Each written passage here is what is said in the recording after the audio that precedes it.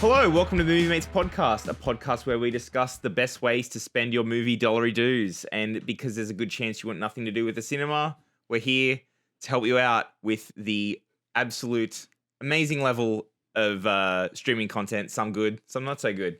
I am your mate Adam, and with me is my mate and your mate too, Ben. Heyo. So today we are going with a suggestion that Ben gave me. A bit of a random recommendation. out of left field recommendation. So Ben, you recommended this to me. Yes. Would you like to lead us into this? Okay, so the movie that we are reviewing today is called Sorry to Bother You. Yeah, that's okay. But what movie were we reviewing? I'm gonna kick you in the shins right now. I should have seen this coming. I should have known you were gonna make that stupid ass joke off of that.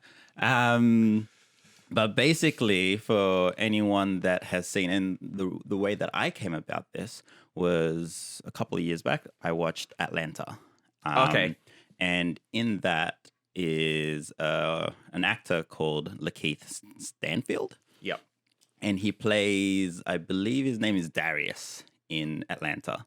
And within that series, one of my favorite characters. Okay. He's just this bizarre oddball of a character. And he's just so chill and mellow. I'm just like, I like this guy. He's a really cool guy. And I looked up some of his other work. And as I was watching Atlanta was when this came out, or shortly, or same period. I was just like, okay. I just saw the trailer. I was like, this looks cool. This really looks really cool. I like this character. He seems to be similar-ish in this movie. I want to check it out.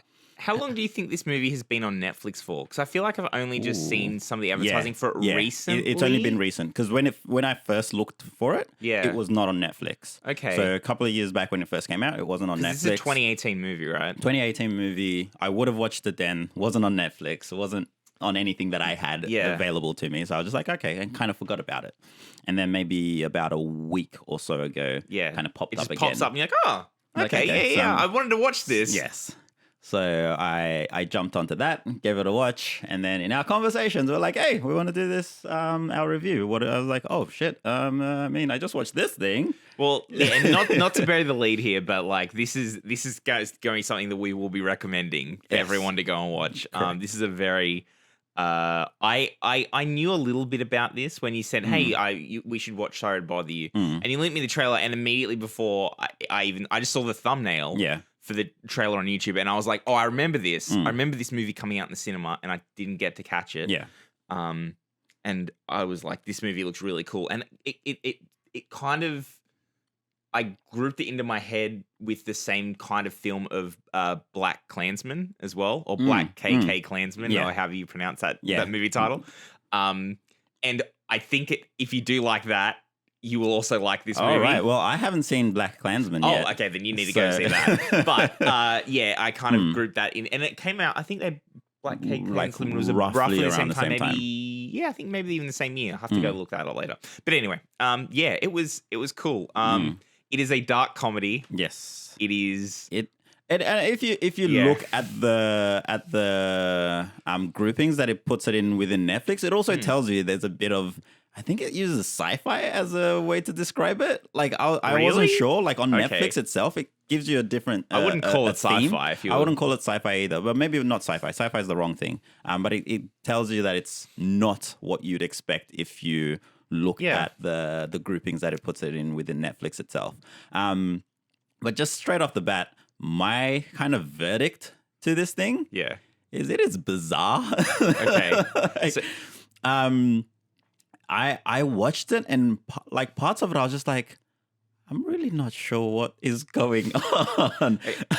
So do you want to like tell us what the actual like the basic plot synopsis of this thing without giving anything away? Actually, to cut this off, sorry, we won't be doing any spoilers right up until the end, basically. Yes. And we will we'll let everyone know because this movie I think has some cool turns in it that. You may, if you're really invested in this, you may not want to hear because it was shocking to me, and I think it might take some of the shine off the movie if you know it's coming. Although to be honest, I still enjoyed it, and if I knew it was coming, I would I would have still enjoyed the movie. Would have enjoyed it regardless. But yes, like there was a bit of an extra special because I didn't know. I didn't see it coming. So, but anyway, Ben. So the story follows the main character Cassius, or Cash, as they call him. Very on the nose.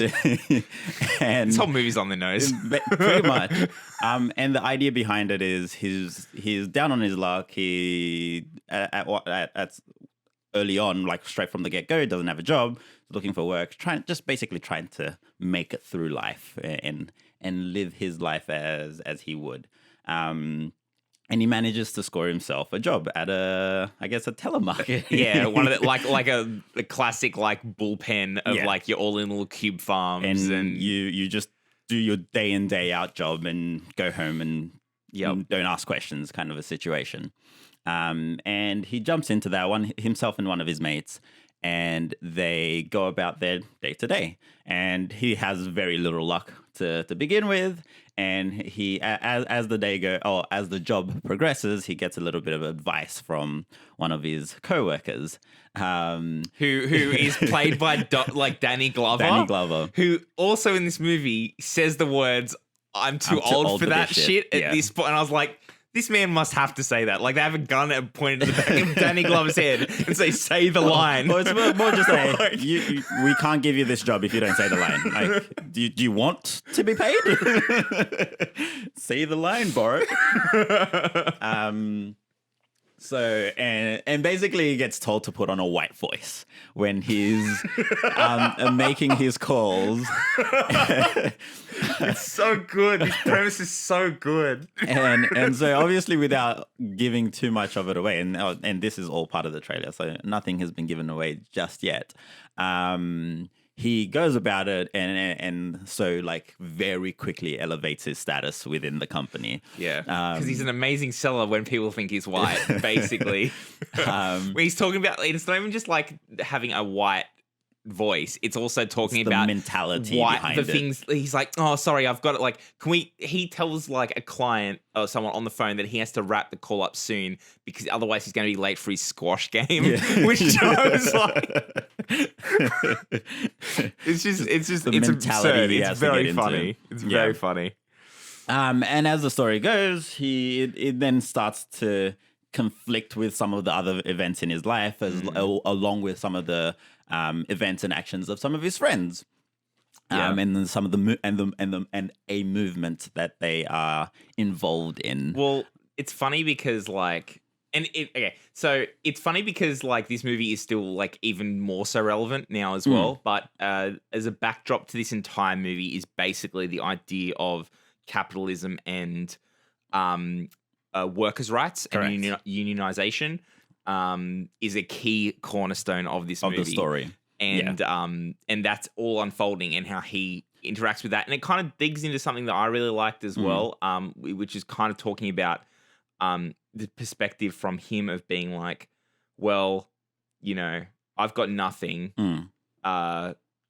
And I just want to make it. And I'm doing what I can to make honest, it in life. If I have a gift, if I have this ability to talk in a white voice and make a whole bunch of money off that, why can't I exploit that? What is wrong with that?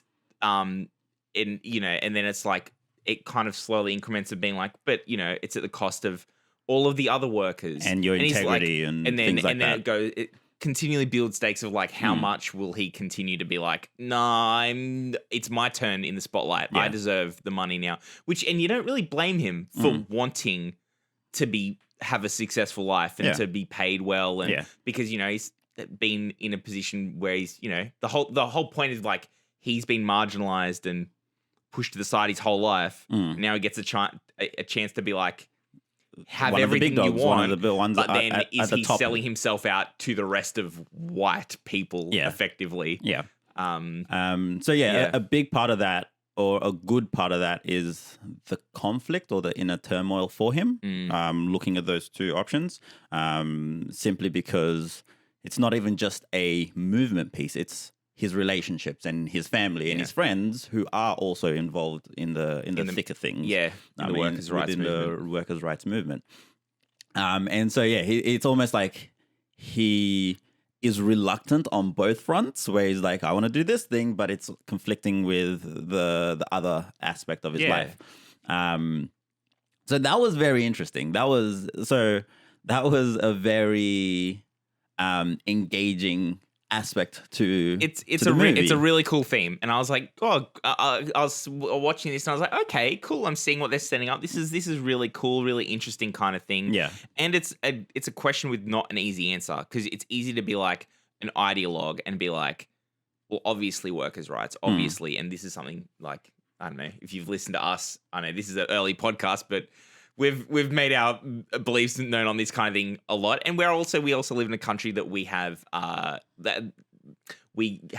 formalized unions in much more prevalence than we do in the US, where there's like the scenes to me where they're like talking in the corner in the office, in like in the hallways of being like secretive, being like, if anyone finds out we're getting fired, like all that stuff, and I'm like, oh, that doesn't happen to the extent as it does in the US. So there are a lot of established union movements in Australia, but it's very interesting because like it's easy to say, oh yeah, obviously the good of all over the good of one, but then when you say when that individual is someone that like who justifiably deserves to get what he's to have doing. A successful life, right?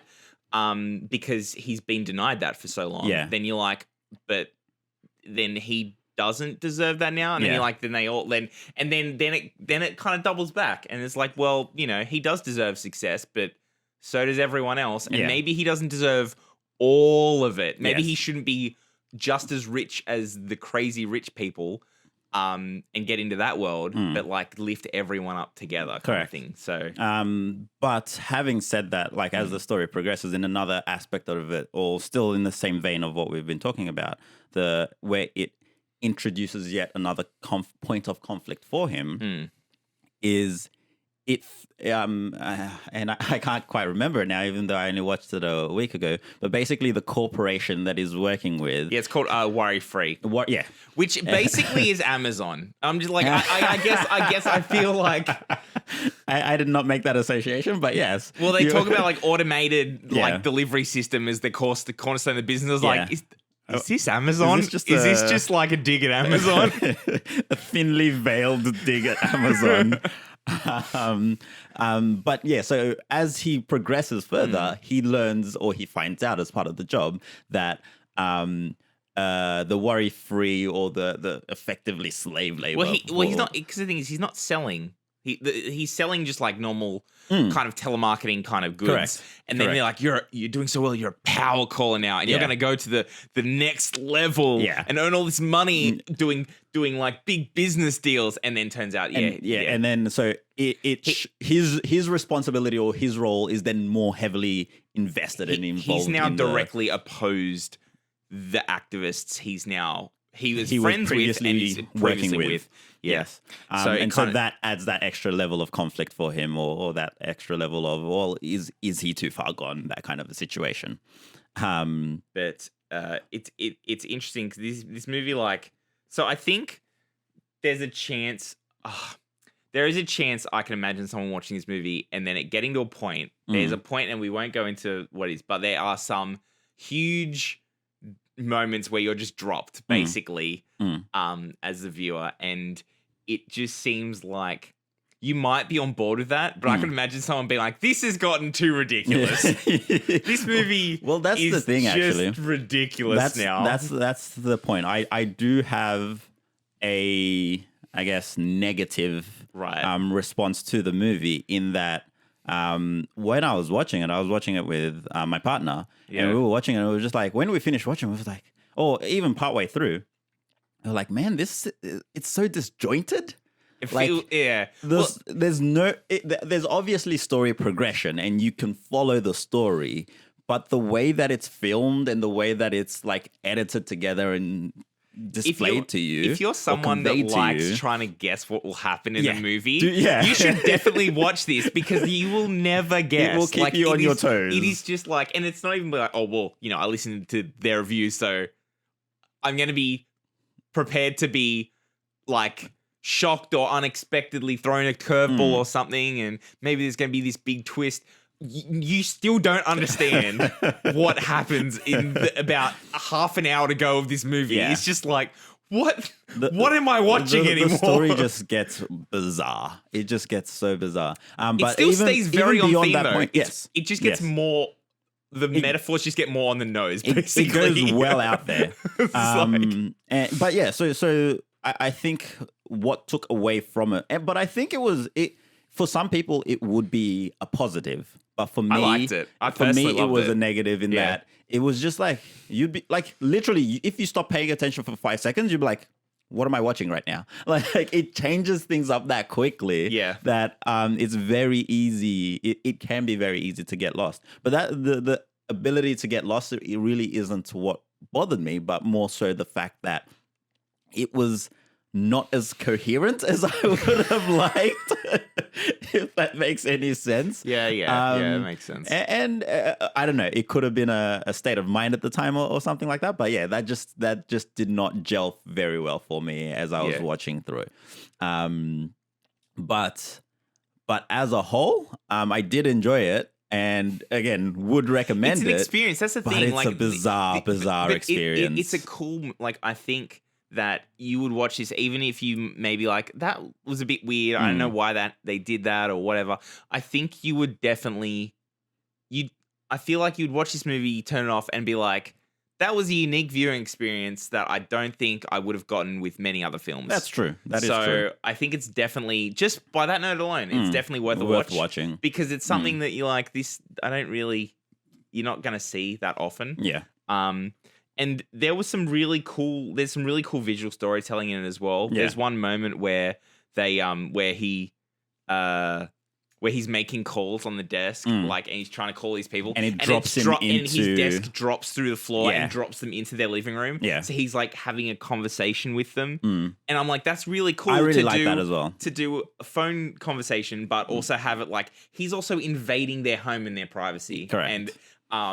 And also in these ridiculous situations, like one woman's having sex and she's like naked on the couch and this guy's like ramming her and she's like trying to answer a call and he's trying to get through his script. Have the conversation and she's with just her. like, and hangs the phone up. Yeah. But then very quickly, by contrast to that, where he calls up a grieving widow, God, and she's and he's struggling. He's like, oh, geez, what do I do? How do I stick to the respond? script? And like he has to stick to the script. He's like, you can't, and he tries to, and it's just like such a unpleasant situation for him and for us. Like, sorry, I can't buy anything or give you money because my husband's dead of cancer. And he looks at the script and goes, spin negatives into a positive. Or spin negatives back to the product or something. Yeah. He's like, oh, well, that's great because, there's this line of products there's that this new like deals with grieving self-help or book that we have.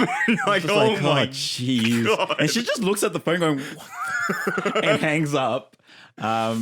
It's I think the core pillars of this movie are definitely capitalism and workers' rights, but then also as how that affects the black community, like first and foremost, because there was a lot of things that I actually saw that I knew were references, but I didn't understand. Right. And I was like, this is just interesting because I was just like, I don't get that. What and more like African American.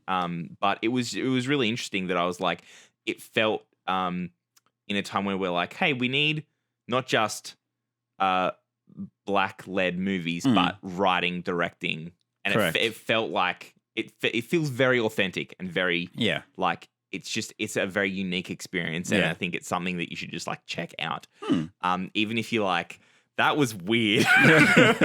And just to that point as well, like I think the way that the story delves a little bit deeper into that, like moving away from just the capitalism and wealth, like disparities and that sort of stuff, where he goes to a party towards the end of the movie, and he basically has to play. They ask him to be black, basically. That moment is possibly. Like I wrote those down. I was writing my notes while I was watching the movie. There's that scene at the end, and I don't think this doesn't really give anything still away, not right? Because he's still growing into his position of power.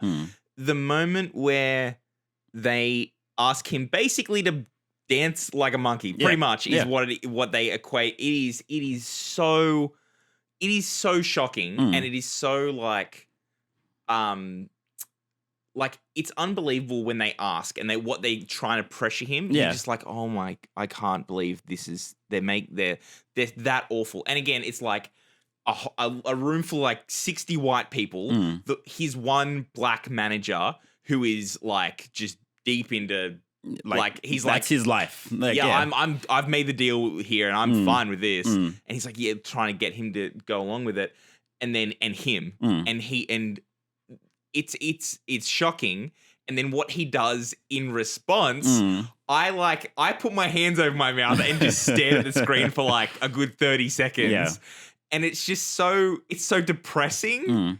Then the reaction of the crowd as well, and it's funny because it's such a phenomenal. He gave them exactly what they wanted, and it was just like such. Oh. But it's such a strong. To me, that was like such a strong critique of like culture, a societal norm. I was like, oh my god. And to that point, like I feel like to your point around like the commentary, like social commentary and stuff like that. It's like.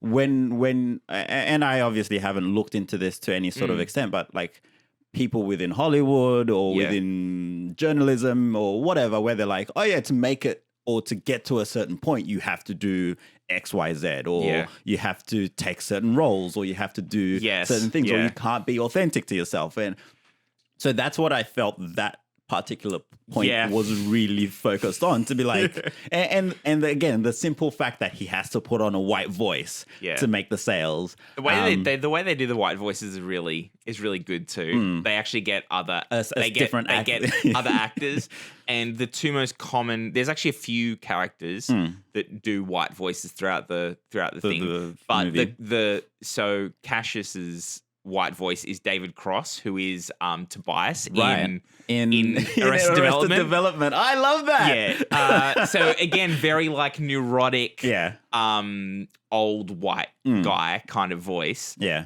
And if you want to imagine what the white voices sounds like, think like a 1940s ad. Where it's just like and then the other, so his black manager who also got to his position because he has a white voice is Patton Oswalt as well. Okay. Yeah. And if anybody's wondering, and now I've drawn a blank on the name, but if you watch Power, basically the main character in Power, Ghost, is the actor. Is the I boss. just can't remember his name now. But anyway. But yeah, so there was and there's actually one really interesting scene as well that where his love interest or his girlfriend, who has this kind of, who is his main kind of like conscience throughout the film. Yeah.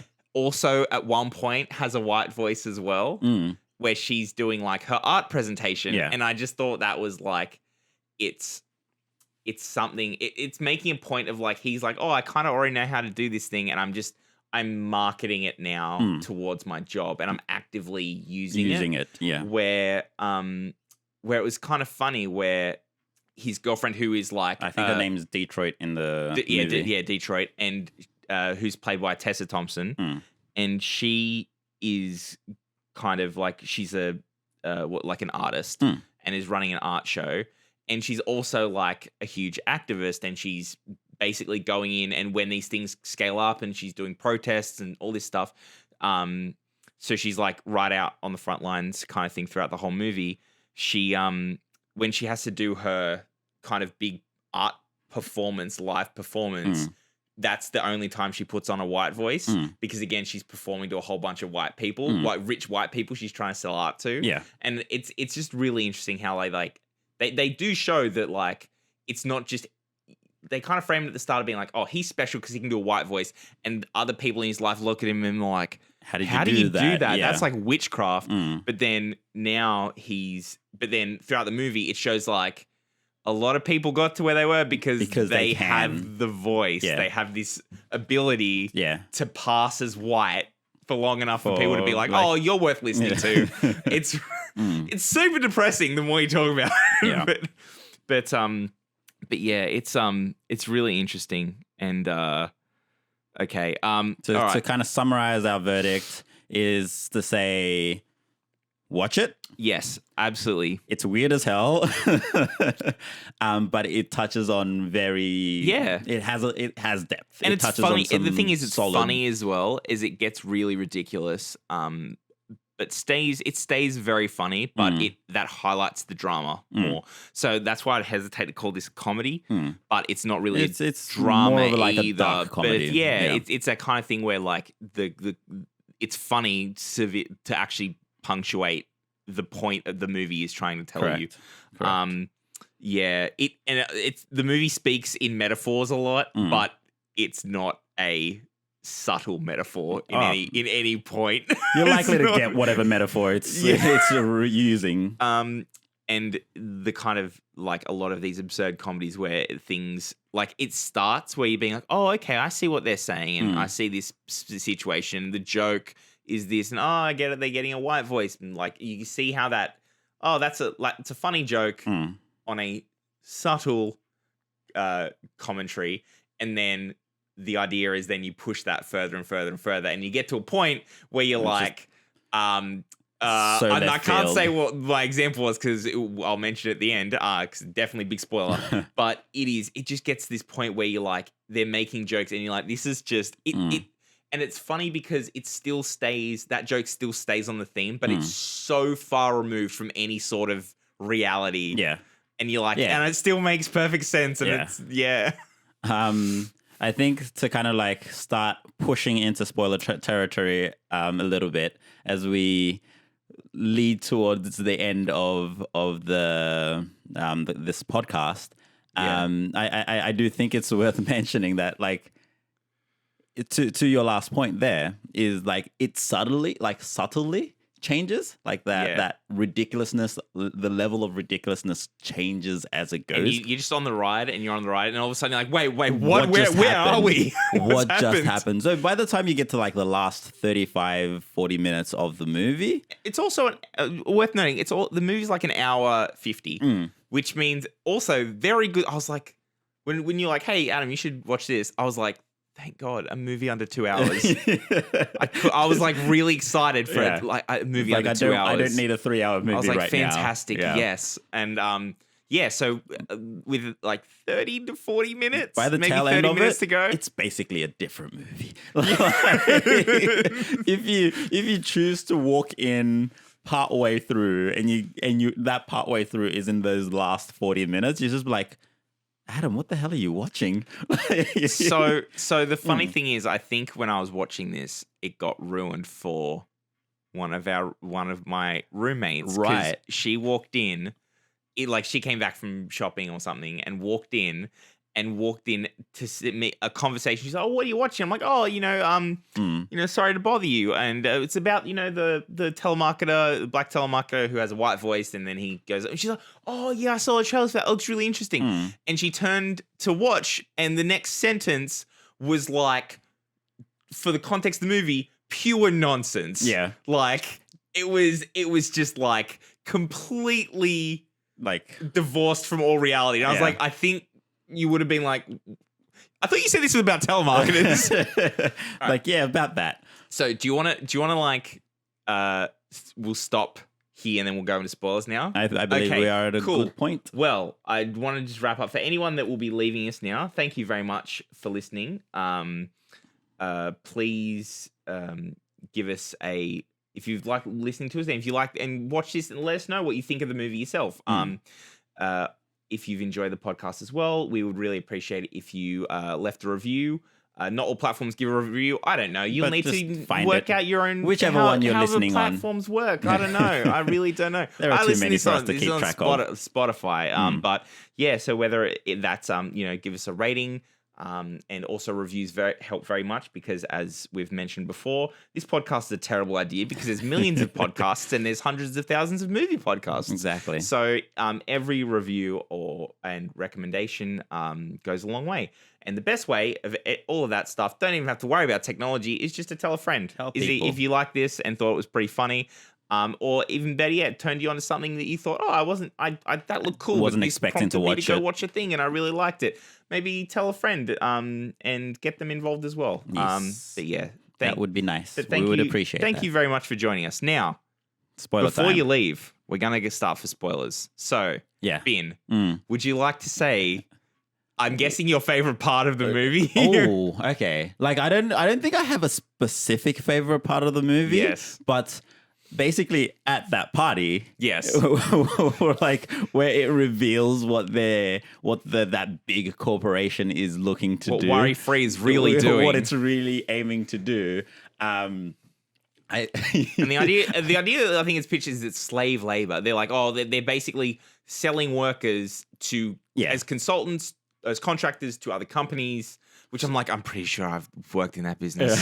I'm pretty sure I've been one of those contractors. Wait, have I been a slave? Yeah, but they basically for way lower than normal workers' rates, so therefore making labor super cheap. The idea of that business, I forget the name again. Worry Free is like they give you housing, they give you food, but you just work. So it's like you don't have to pay for food, you don't have to pay for housing, da-di-da-di-da, and you have I don't even know if they mention whether you have any sort of income. No. But they're just like, you don't have to worry. Everything is, you're happy, your life is perfect, everything is worry-free. We'll provide for you. And all you have to do is these little tasks that we give you throughout the course of the day. But it's effectively slave labor where you are working 16-hour days, but you have these tiny little quarters. And so what really, I think one of the parts that was really bizarre but also hilarious for me was the big reveal about them changing people, like literally altering their DNA to make them into horse people. They're horse people. And then these jacked horse people with these huge dicks. And they're just running around swinging their dicks. And you're like, what the fuck am I watching? So what is happening? When we were watching it and Cash finds one by accident, we were like, oh, you know what? He just did some coke. He's probably high. He's hallucinating. Who knows? Like, this is and then like 2 seconds later, we're like, oh shit, this is real. Like, this is actually the story. Yeah, and then they're like, and then the boss, which is like played by the guy, I can never remember this actor's name, but he's in heaps and heaps of stuff. Mm. He's in he's the Winklevoss twins in The Social Network. He's is it Armie Hammer? Armie Hammer. Armie Hammer. Yeah, His name is Steve Lift. Steve Lift. And in the city. He's basically a parody of every big business like CEO, like billionaire, a Bezos, where it's just like kind of thing. He's kind of like in touch with his inner peace and like spirituality, but he's also this big boss. And anyway, and the way they introduce him in this movie is him snorting the biggest line of coke I've ever seen in a movie off a table, and then he just lifts up and he's like, "Okay, everyone," and you're like, "Okay, all right."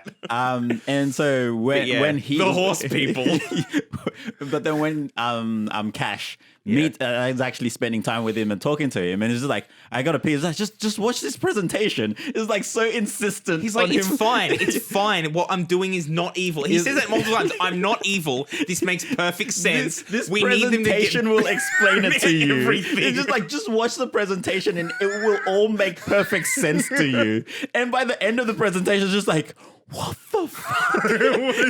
And then it's just like, wait. The coke that I snorted before. They're like, oh yeah, you need to. Yeah, it's like you snorting a formula. You snort the mutation agent, and you'll turn into a horse person. And then, but whether he makes him snort a line of coke before they start, and he's like, wait, did you just turn me into a horse person? Like, what's going on? He's like, no, I'm not evil. I would not do that unless I asked your you. consent. But also, the reason you're here is because I need to turn you into a horse the horse person, so you can become Martin Luther King Jr. too for the horse people. For the horse people, so you can lead a fake rebellion against that we can humans control. that we can control. Yeah. You only need to be a horse person for 5 years. You can get $100 million. And we'll reverse it. We have the antidote to reverse and after 5 years, you can be reversed and you can be a human again. And that whole concept just blew my mind. It's just like insane. It's so insane. Also, Bin, would you do that? $100,000, a horse To person be for a 5 horse years. person for 5 years. I'm okay. I'll pass. You get Thank all that strength, and you he's get like, that giant dong. he's like, listen, I need to listen to 2 things. You get $100 million for 5 years, and you get a huge cock. Like, you're like, what is going on? I just love how adamant and how convinced he's so certain that Cash will be on board after watching this crappy 5-minute presentation that's like a claymation. It's claymation. I forgot about that. You're like, and it's really weird too because it's like talking about like how cavemen have used tools to kill each other, so therefore we're evolving. And therefore, horse people. It's very bizarre. Like, but also, the cave women, the are like hairy women, but they've got like breasts and nipples, and like it's weird to a point where you're like, he made this. Like it's purposely bizarre to look into someone that wanted to make that presentation and be like, this is totally normal. Perfect. This explains everything. I'm not evil. Then he goes public. And then by and large, the stock market goes in crazy because they're like, because all the business people are like, horse people are great. It's a great idea. Not even that. Like it was bizarre in the sense of they're like, oh, we're gonna expose them and they're gonna go bankrupt. It's gonna destroy them. Because people find this which is hilarious. Unconscionable. Because it's somewhat similar to the boys that we reviewed previously. Yes. Yeah. So for season 2, and not to go into any details, there's a similar sort of vein to that. But in this movie, it was just like, you have found a scientific way to mutate people into horse people, and their stock price skyrockets. Yeah. Because everyone wants to get on board the horse train. And you're just like, this is so fucking depressing at that point. And again, I feel like there's a little bit of a social call out to that. It's just like, even in day-to-day society, when news comes out about an Amazon mistreating their workers, or President Trump doing all the ridiculous shit that he does. And then like, well, the stock price going because Jeff Bezos is still paying his workers even less. And they're like, this is an expose. They're like, yeah, but he's paying his workers less. That means we get more profits and his stock's going to go up. So it's just like these bombshells come out and things just keep going. So anyway, so this is on Netflix. So yeah, it's on Netflix. Hopefully most people will be able to actually watch it. I mean, Netflix is the safest one, right? I can't believe we started a podcast, this whole podcast being Amazon. like Amazon Prime. What's like, this what thing are we on doing? Amazon? Everyone's what like, are we doing? Okay, we won't. We won't. No one has Amazon Prime. What are you talking about? Nah, all good. But yeah, so I think we'll probably. Is there anything else you wanted to kind of touch on? I think we're good. I think there are some other things that they're cool scenes we could talk about, but I kind of want to keep some stuff in the bag. Let's let people. You should watch the movie for simply themselves. for the performance that he gives a group of 50 white rich people. Yes, is one of the most shocking things I might see this year in cinema. It's just unbelievable. But yes, go watch it.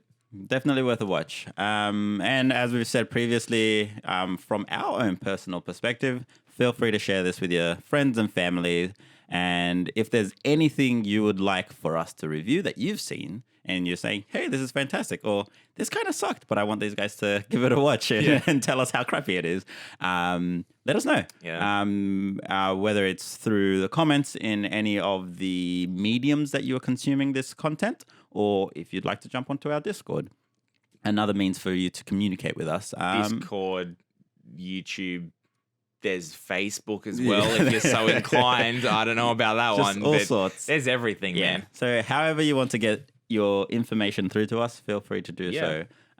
We've certainly taken on recommendations previously, we have. i.e. the last thing that we reviewed, which was Cobra Kai. But yeah, so always keen to get recommendations from our lovely viewers. Yeah, cool. Well, I just want, so thanks again. Thank you, guys. Yes, thank you very much. Bye. Bye.